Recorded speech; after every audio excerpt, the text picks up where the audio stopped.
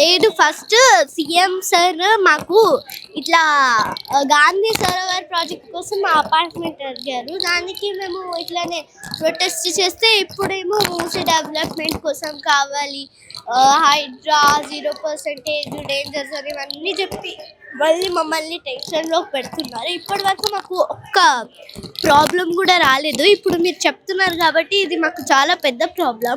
మీరు చెప్తూ ఉంటారు కదా మీకు ఆల్రెడీ ఈ మూసీ వల్ల చాలా ప్రాబ్లమ్స్ వచ్చాయని.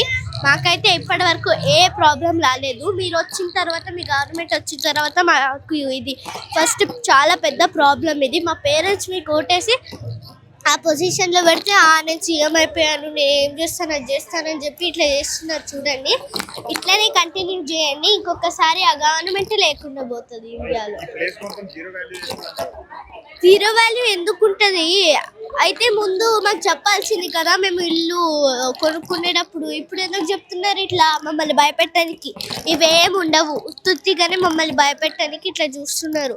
మాకు ఎగ్జామ్స్ ఉన్నా సరే మేము ప్రిపేర్ అవ్వకుండా పొద్దున్నండి ఇక్కడ ప్రొటెస్ట్ చేస్తుంటే మీరేమో ఇట్లా చేస్తున్నారా? ఇంకా చెప్తున్నారంట మీరు ప్రొటెస్ట్ చేస్తే పోలీసుల్ని పిలుచుకొచ్చి మిమ్మల్ని అరెస్ట్ చేస్తామని. అయినా మీరెవరు సార్ మా ఇల్లు తీసుకోనికి? మా పేరెంట్స్ మీకు కోటేస్తే అక్కడ ఉన్నారు. మీరెవరు అసలు అది గుర్తుంచుకోండి ఫస్ట్. మా పేరెంట్స్ మీకు ఓటేస్తే అక్కడ ఉన్నారు. సీఎం కదా నేను అది చేస్తాను, నేను ఇల్లు కూస్తా, అది ఇది అని చెప్పి మేమేం ఓటేయలేదు మీకు. మా పేరెంట్స్ మీరు మంచి చేస్తారు జనాలకి అని ఓటేసాం. సీఎం మంచి చేస్తలేరు జనాలకి. వేరే దగ్గర ప్లేసెస్ ఇస్తే ఇట్లాంటి ఫ్రెండ్స్ ఉంటారా సార్? అక్కడ ఇట్లాంటి మనుషులు ఉంటారా? ఇట్లాంటి కమ్యూనిటీ ఉంటుందా అక్కడ? మీరేమో పెద్ద పెద్ద బిల్డింగ్స్ కడుతుంటారు. మాకు అట్లా ఏమొద్దు, మాకు ఒక కంఫర్ట్ జోన్ కావాలంతే.